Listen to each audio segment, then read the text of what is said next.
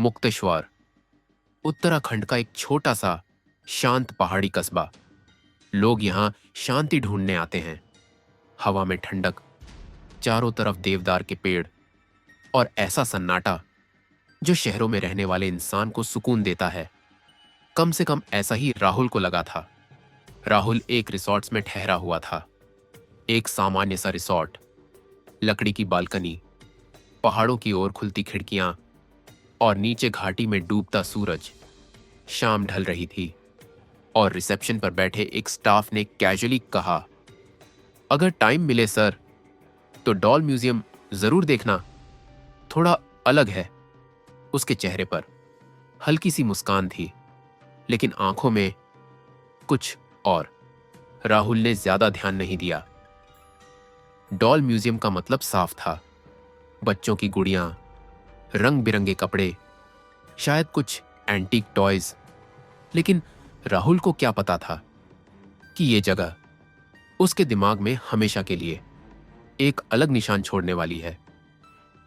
Museum resort के अंदर ही था, एक अलग सा कमरा जिसके बाहर कोई बड़ा बोर्ड नहीं था, सिर्फ एक छोटा सा वुडन डोर। दरवाजा खोलते समय राहुल ने नोटिस किया, अंदर से हल्की सी ठंडक बाहर आ रही थी। एसी नहीं चल रहा था। फिर भी राहुल ने कदम अंदर रखा। अंदर रोशनी कम थी, पीली मध्यम लाइट्स, दीवारें लकड़ी की थीं और कमरा बहुत शांत।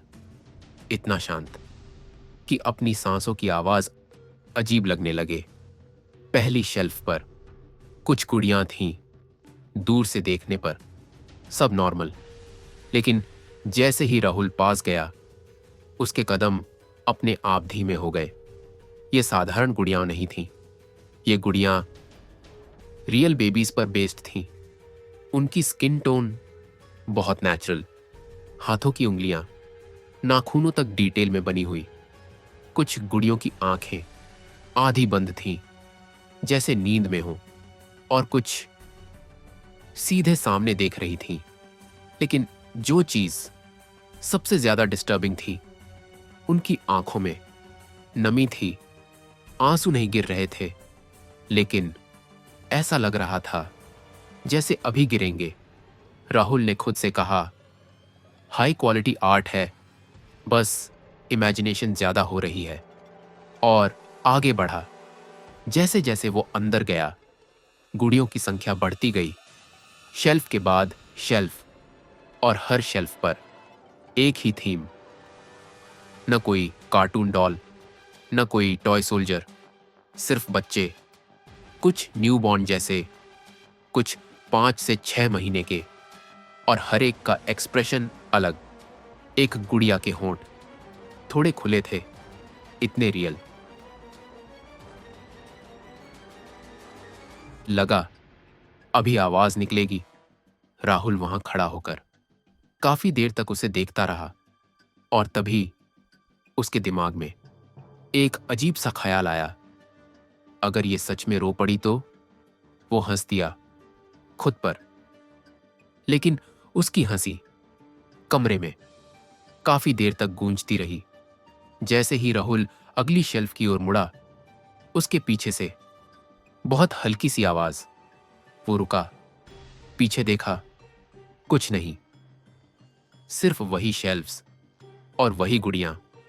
उसने सोचा ओल्ड बिल्डिंग होगी, लेकिन जब वो आगे बढ़ा तो एहसास हुआ, अब वो थोड़ा अनईजी महसूस कर रहा था। ऐसा लग रहा था जैसे वो अकेला नहीं हूं। कमरे के आखिरी हिस्से में एक ग्लास केस थी। बाकी गुड़ियां खुली शेल्फ्स पर थीं, लेकिन ये अलग रखी गई थी। उसके नीचे कोई डिस्क्रिप्शन नहीं था, बस वो गुड़िया। ये सबसे ज्यादा रियल लग रही थी। उसकी स्किन थोड़ी गुलाबी, होंठ गीले, और आंखों के कोनों में आंसू। लेकिन सबसे अजीब बात, उसकी आंखें सीधे राहुल की ओर थीं। राहुल ने साइड में कदम बढ़ाया। उसकी आंखें अब भी उसकी ओर। राहुल दूसरी तरफ मूव किया। वही राहुल का दिल थोड़ा तेज धड़कने लगा। उसने खुद को समझाया, ये बस कोइंसिडेंस है, डॉल फिक्स्ड है, मैं मूव कर रहा हूं। लेकिन तभी उसे एहसास हुआ, कमरे की हवा अब और ठंडी हो गई थी। उसके हाथों में हल्की सी कंपी थी और उसी वक्त पीछे से बच्चे के रोने जैसी आवाज आई, बहुत धीमी, जैसे कोई दूर से रो रहा हो। वो पलटा, कुछ नहीं, सिर्फ कुड़ियां। राहुल ने घड़ी देखी, शाम के 7 बज रहे थे। उसने सोचा, बस एक आखिरी बार पूरा कमरा देख लूं और निकल जाऊं। लेकिन जैसे ही वो मुड़ा, उसे एहसास हुआ, जिस शेल्फ के पास से वो अभी गुजरा था, उसमें एक गुड़िया अब नहीं थी। वही गुड़िया जिसकी आंखें उसका पीछा कर रही थीं, और उसी पल उसके बिल्कुल पीछे किसी की हल्की सी सांस चलने की आवाज आई, बहुत हल्की, लेकिन इतनी पास कि गर्दन के रोंगटे खड़े हो जाएं। राहुल धीरे धीरे पीछे मुड़कर देखा। वहां कोई इंसान नहीं था, लेकिन जो था वो उससे कहीं ज्यादा गलत था। जिस ग्लास केस में वो खास गुड़िया रखी थी, वो अब खाली थी। वही गुड़िया जिसकी आंखें हर हरकत पर उसका पीछा कर रही थीं। राहुल के दिमाग में एक ही सवाल गूंज रहा था, अगर ये गुड़िया यहां नहीं है तो गई कहां? राहुल ने पूरा कमरा नजर से स्कैन किया, शेल्व्स, दीवारें, कोने, और तभी उसकी नजर पड़ी कमरे के एंट्रेंस की तरफ।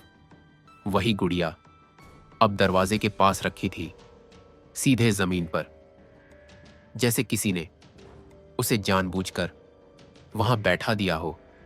उसका सिर थोड़ा सा झुका हुआ था और उसकी आंखें अब भी उसे देख रही थीं। राहुल का शरीर हिल नहीं पा रहा था, पैरों में जान नहीं थी। वो खुद से कहना चाहता था, ये इम्पॉसिबल है, कोई स्टाफ होगा, मैं ओवरथिंक कर रहा हूं। लेकिन उसका दिमाग अब तर्क नहीं ढूंढ रहा था, क्योंकि उसी पल उस गुड़िया के होंठ थोड़े से हिले। कोई आवाज नहीं, बस मूवमेंट, इतनी सब्टल कि अगर कोई और होता तो शायद नोटिस भी ना करता, लेकिन उसने किया। अचानक पूरा कमरा एक आवाज से भर गया, बच्चे के रोने की आवाज। अब दूर से नहीं, यहीं इसी कमरे में, शेल्व्स के बीच से, दीवारों से, या शायद गुड़ियों के अंदर से। राहुल को लगा जैसे हर डॉल एक साथ सांस ले रही हो। राहुल दरवाजे की तरफ कदम बढ़ाया, लेकिन जैसे ही वो उस गुड़िया के पास से गुजरा, उसे लगा किसी ने उसकी उंगली पकड़ ली। राहुल नीचे देखा, कोई हाथ नहीं था, लेकिन पकड़ का एहसास पूरा रियल था। राहुल झटके से अपना हाथ खींचा और दरवाजा खोल दिया। वो बाहर आ गया, दरवाजा जोर से बंद किया। सांस तेज चल रही थी, सीना भारी लग रहा था। लेकिन अजीब बात यह थी, बाहर सब नॉर्मल था। लोग चल रहे थे, हवा बह रही थी, रिसॉर्ट की लाइट्स जल रही थी, जैसे अंदर कुछ हुआ ही नहीं। रिसेप्शन पर जाकर पूछा, डॉल म्यूजियम में कोई स्पेशल डॉल है क्या जिसे अलग रखते हो? वो लड़का कुछ सेकंड चुप रहा, फिर बोला, सर, कुछ चीजें सिर्फ देखने के लिए होती हैं, समझने के लिए नहीं। उसने राहुल की आंखों में देखा और बहुत धीमे से कहा, सब लोग पूरा म्यूजियम नहीं देख पाते। उस रात राहुल सो नहीं पाया। हर बार आंख बंद करता, उसे वही गुड़िया दिखती, उसकी नम आंखें, गीले होंठ, और वो एहसास कि वो सिर्फ मिट्टी की बनी चीज नहीं थी। सुबह राहुल दोबारा म्यूजियम के पास गया। दरवाजा बंद था। कोई बोर्ड नहीं, कोई टाइमिंग नहीं, जैसे वो जगह कभी थी ही नहीं। उसने स्टाफ से पूछा, कल जो डॉल म्यूजियम था? वो बोला, सर, यहां कोई म्यूजियम नहीं है। उसकी आवाज बिल्कुल फ्लैट थी। आज भी जब राहुल डॉल देखता है तो उसे लगता है कुछ गुड़ियां खेलने के लिए नहीं बनती, कुछ सिर्फ देखने वालों को याद दिलाने के लिए होती हैं कि हर चीज जो खामोश है वो बेजान हो। जरूरी नहीं। और मुक्तेश्वर में रिजॉर्ट्स के अंदर शायद आज भी कोई गुड़िया किसी विजिटर का इंतजार कर रही है। हम फिर मिलेंगे एक और रहस्यमयी कहानी के साथ। आपको ये वीडियो पसंद आया हो तो लाइक और सब्सक्राइब करना मत भूलिए।